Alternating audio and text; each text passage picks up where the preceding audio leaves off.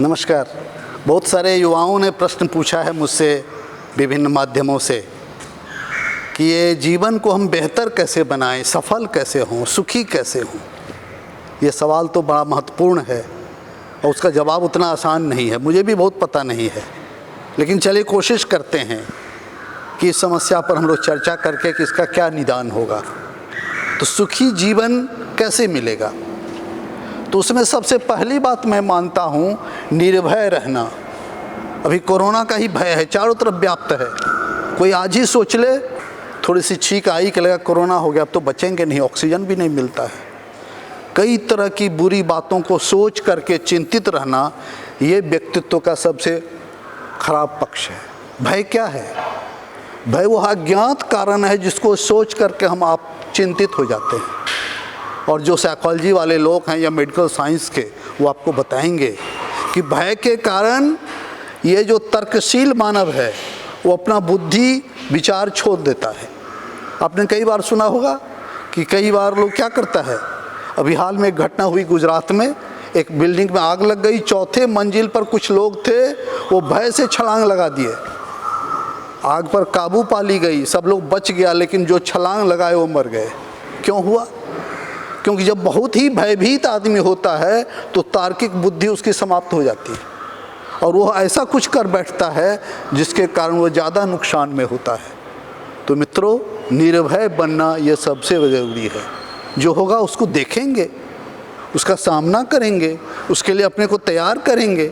लेकिन हम कोरोना है, चारों तरफ व्याप्त है, उसके लिए हम परहेज करेंगे, उसके प्रोटोकॉल का पालन करेंगे।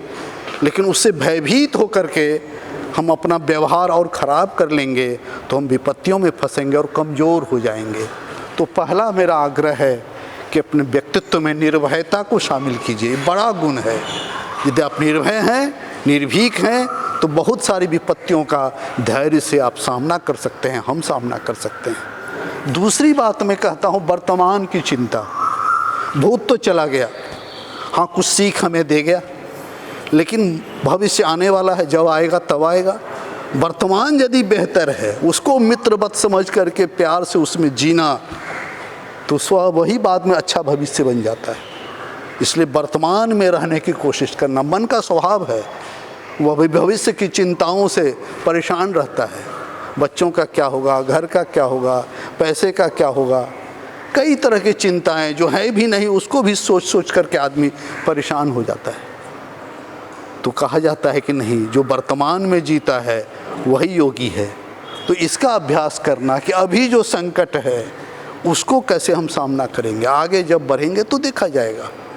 अभी जैसे दिल्ली तक की यात्रा करनी है, अब दिल्ली की टिकट लेकर के आप ट्रेन में बैठ गए, अभी यही आवश्यक है कि आप टिकट खरीदें, ठीक जगह पर जाके बैठ जाएं। तुरंत तो दिल्ली नहीं जाएंगे, सोचना, उसके लिए चिंतित रहना, कैसे पहुंचेंगे, क्या होगा। तो थोड़ा इसके लिए भी कहा जाता है कि वर्तमान में जीना। और तीसरी बात है, कई लोग चाहते हैं कि आज ही सब कुछ मिल जाए, समय पर, समय पाए तरुवर फले।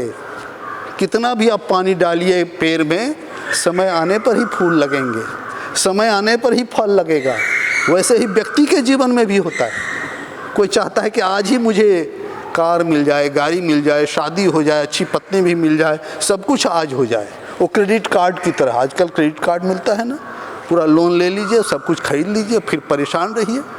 या फिर कई बार अखबारों में आता है, फलाना आदमी वो तो रिक्शा चला रहा था, करोड़पति हो गया। ऐसा नहीं देखता है कि कई लोग परिश्रम करते करते थक जाते हैं तो भी मुश्किल से भोजन का जुगाड़ होता है। सच्चाई यही है। वो सच्चाई नहीं है कि एक आदमी करोड़पति हो गया, दो आदमी कौन बनेगा करोड़पति में जीत लाया। ऐसे कम घटनाएं होती हैं। और ऐसे ही तिलिस्म को, ऐसे ही सपनों को, भ्रम को पाले रखना, ये अच्छी बात नहीं है। इसलिए जब जो आएगा परिश्रम लगाना पड़ेगा। बच्चा पढ़ेगा, पहला, दूसरा, तीसरा, आगे बढ़ेगा, कंपटीशन देगा, कोई नौकरी पाएगा, कोई बिजनेस करेगा, कोई श्रमिक होगा, कोई किसान होगा। समय आने पर सब कुछ मिलता है। इसलिए आज ही मिल जाए, इस जल्दीबाजी में जो रहता है ना, उसे भी परेशानी होती है और जीवन उसका सुखमय नहीं होता है। अगली बात मैं कहता हूँ कि हमेशा आशा बनाए रखना। एक कहानी है बहुत, आपने इब्राहिम की कहानी सुनी होगी। वो बड़ा ही भेड़ चराता था, इत्मीनान से घर में रहता था। लेकिन क्या हुआ कि एक व्यक्ति उसके यहाँ आया, बोला हीरा जानते हो? बोला नहीं, हम तो नहीं जानते हैं। बोले अरे इतना बड़ा हीरा मिल जाए तो इस गांव के सबसे बड़े आदमी हो जाओगे, और इतना बड़ा मिल जाए तो देश के सबसे बड़े आदमी हो जाओगे। अब वो हीरा को खोजने के लिए जहाँ तहाँ घूमने लगा, अपना घर बेच दिया, ज़मीन बेच दी, हीरा खोजते खोजते अंत में स्पेन चला गया। और कहानी कहती है कि वहाँ वो बहुत ही अभावग्रस्त होकर के वहाँ नदी में डूब करके प्राणांत कर लिया। और कुछ दिन के बाद वही हीरे वाला आदमी आया तो देखा कि वो घर भी तो बड़ा आलीशान घर बन गया। पूछा वो इब्राहिम का है? बोला नहीं, इब्राहिम तो बेच के चला गया, मैं उसी के खेत की खुदाई कर रहा था, उसमें हीरे मिले और उसी को लेकर के मैं इतना संपन्न हो गया। ये हीरा हमारे आपके भीतर है, सारी जो सुविधाएं हैं वो भीतर है, ज्ञान भीतर है, विचार भीतर है, बाहर कहीं कुछ नहीं है। इसलिए अपने आप को आशावादी रखना, भरोसा अपने पर रखना, दूसरी के आलोचनाओं में समय नहीं गुजारना। कई लोग कहते हैं इसके कारण मुझे दुख हो रहा है, दूसरे के कारण परेशानी नहीं होती है, अपने आप को मजबूत बनाने से आदमी आगे बढ़ता है। तो आशावान बनाए रखना अपने आप को। और अगली बात है जो बड़ा महत्वपूर्ण है, संतुलन का होना। हम लोग अतिरेक करते हैं, बिना खाए ही पूरा दिन रह गए, और कभी 4 बार खा लिए, कभी रात में 2 बजे तक पढ़ते रह गए, कभी पढ़े ही नहीं। तो परिश्रम और आराम के बीच संतुलन नहीं है, पढ़ने और भोजन के बीच संतुलन नहीं है, मेहनत और विश्राम के बीच संतुलन नहीं है, क्रोध और प्रेम के बीच संतुलन नहीं है। तो क्या होता है? व्यक्तित्व विघटित हो जाता है। बड़ा ज्ञानी है लेकिन बड़ा गुस्सैल है, मारपीट कर लेता है घर में, कोई फायदा नहीं। तो हर चीज़ों में संतुलन, व्यक्तित्व में अतिवाद से बचना, अति सर्वत्र वर्जयेत, ये हमारे बड़े लोगों ने कहा है। तो इसको हमें ध्यान में रखना है। अंतिम बात, हमारे जीवन में, हमारे आचरण में, हमारे व्यवहार में बहुत तरह के विरोधाभास हैं। पहला बॉडी को लेकर के हम सभी जानते हैं कि योग बड़ा ज़रूरी है, व्यायाम बड़ा ज़रूरी है। कहने के लिए कहेंगे तो सब तरह का आसन बता देंगे, करेंगे नहीं। ये विरोधाभास, इसको कम करें हम। यदि कुछ जानते हैं तो कुछ करें।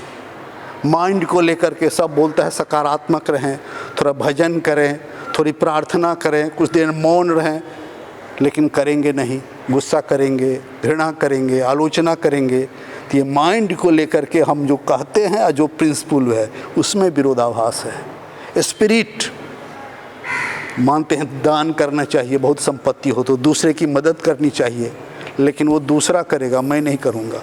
भगत सिंह बनेगा पड़ोसी के घर में, हमारे घर में नहीं। तो इस तरह के विचारों में जो विरोधाभास है, उसके कारण भी मन वचन कर्म में साम्यता नहीं रहती है और व्यक्तित्व विघटित हो जाता है।